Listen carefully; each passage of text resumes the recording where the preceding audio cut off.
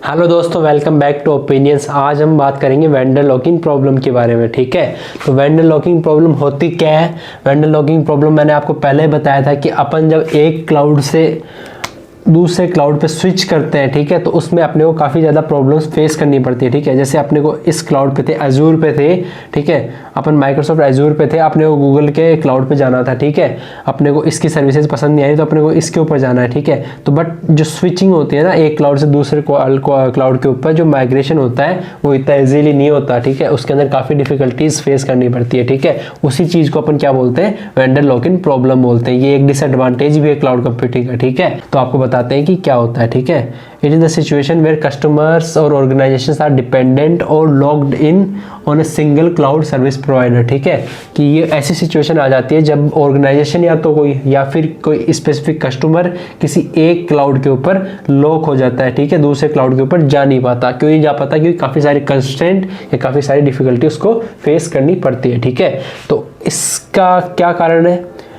इसका कारण बेसिकली एक तो ये है कि जो ये वाला क्लाउड है ये different services, different platform provide करवा रहा था अपने को। ठीक है, लेकिन ये दूसरा वाला क्लाउड है ये different services, different platform provide करेगा, इससे डिफरेंट करवाएगा ना, है ना। जैसे कि ये अपने को ABC सर्विसेज प्रोवाइड करवा रहा था, लेकिन ये DEF सर्विस प्रोवाइड करवाएगा, तो डिफरेंट तो हो गई ना। ये प्लेटफॉर्म Z पे था और ये प्लेटफॉर्म Y पे है, तो ये डिफरेंट तो हो गया ना। तो सर्विसेज इसमें अलग मिलेगी अपने को, थोड़ी इसमें अलग मिलेगी, तो उस वजह से अपन यहाँ से यहाँ पे मूव करने में थोड़ा अपने को डिफिकल्टी फेस करनी पड़ेगी। उसके अलावा भी जैसे कि कॉस्ट काफ़ी लगती है। ठीक है, कॉस्ट भी एक काफ़ी बड़ा फैक्टर है। ठीक है, कुछ लीगल कंस्ट्रेंट भी होते हैं, जैसे कि आप बाउंडेड है इस क्लाउड को यूज़ करने के लिए 5 साल के लिए, तो आपको इस क्लाउड को 5 साल इसी को यूज़ करना पड़ेगा, चाहे इसकी सर्विसेज आपको पसंद आए या नहीं आए, आप दूसरे क्लाउड पे स्विच नहीं कर सकते। ठीक है, और टेक्निकल इनकॉम्पेटिबिलिटी भी हो सकती है। ठीक है, टेक्निकल इनकॉम्पेटिबिलिटी क्या हो सकती है कि अपन यहाँ से यहाँ पे जा रहे हैं लेकिन अपने को इसकी सर्विसेज जो है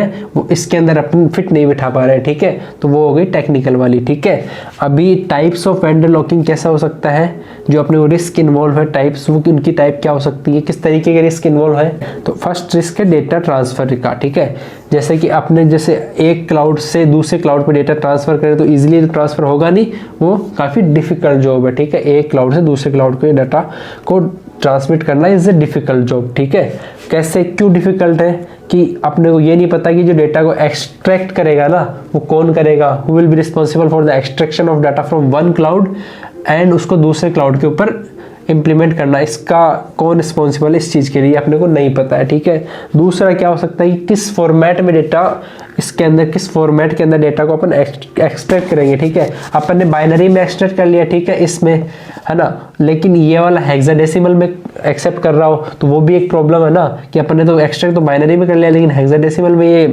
एक्सेप्ट कर रहा है डेटा को, तो फिर उसको हेक्साडेसिमल में बदलना पड़ेगा। ठीक है, तो यही हो गया, in which format data will be extracted and will it match the format of the new cloud service provider. ठीक है, दूसरा वेंडर लॉकिंग प्रॉब्लम का रिस्क क्या होगा? तो दूसरा रिस्क होगा एप्लीकेशन ट्रांसफर रिस्क। ठीक है, एप्लीकेशन ट्रांसफर रिस्क क्या होगा कि जैसे अपन कोई एप्लीकेशन बनाते हैं, जैसे कि अपन ने AWS पे कोई एप्लीकेशन बनाई। ठीक है, अपन ने उस एप्लीकेशन को बनाया जो कि इसकी सारी सर्विसेज का एडवांटेज ले रही है। ठीक है, वो इसकी सारी सर्विसेज का एडवांटेज ले रही है। ठीक है, लेकिन सपोज करो अपन गूगल क्लाउड के ऊपर जैसे स्विच करेंगे, है ना, तो क्या होगा, गूगल क्लाउड पर स्विच करने पे अपने को जो उसका रिकॉन्फ़िगरेशन करना पड़ेगा ना एप्लीकेशन का, वो जो रिकॉन्फ़िगरेशन होगा एप्लीकेशन का वो बहुत ही डिफिकल्ट होगा एक तो, और बहुत ही एक्सपेंसिव होगा। ठीक है, तो ये प्रॉब्लम अकर क्यों हुई, ये रिस्क अकर क्यों हुआ? क्योंकि कोई प्रॉपर स्टैंडर्ड नहीं है इंटरफेस का। ठीक है, अगर कोई प्रॉपर स्टैंडर्ड होता ना कि हाँ भाई AWS में भी उस एप्लीकेशन को इस तरीके से इंटरफेस यूज़ करके बनाना है,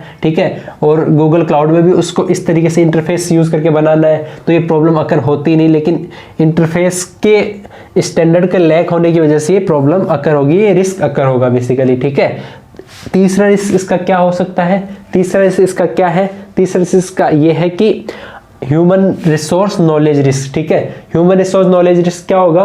ह्यूमन रिसोर्स नॉलेज रिस्क है किसका कि अपने को जो एक अपनी क्लाउड सर्विस के ऊपर अपने जो कर्मचारी, अपने जो टीम काम कर रही है, ठीक है, उसको उस क्लाउड की अच्छी नॉलेज है। ठीक है, ऑब्वियसली बात होगी उसकी नॉलेज। ठीक है, तो उसके टूल्स की, उसकी कॉन्फ़िगरेशन की, उसके हर चीज़ की नॉलेज है, लेकिन जैसे ही अपन किसी दूसरे क्लाउड के ऊपर, नए क्लाउड के ऊपर स्विच करेंगे तो अपनी टीम को उस चीज़ को लर्न करना पड़ेगा, उसके टूल्स को लर्न करना पड़ेगा, उसकी इंप्लीमेंटेशन की प्रोसेस को लर्न करना पड़ेगा। तो उससे क्या होगा, एक तो अपना टाइम भी लगेगा और अपना थोड़ा कॉस्ट भी लगेगा, ठीक है। तो ये हो गया अपना human resource and knowledge risk, ठीक है। तो ये 3 रिस्क है इसके वेंडर लॉक इन प्रॉब्लम के, ठीक है। तो यही था vendor lock in problem. I hope आपको ये वीडियो पसंद आया होगा। अगर आपको ये वीडियो पसंद आया तो प्लीज़ इसे लाइक करें, चैनल को सब्सक्राइब करें। Thank you very much for your love.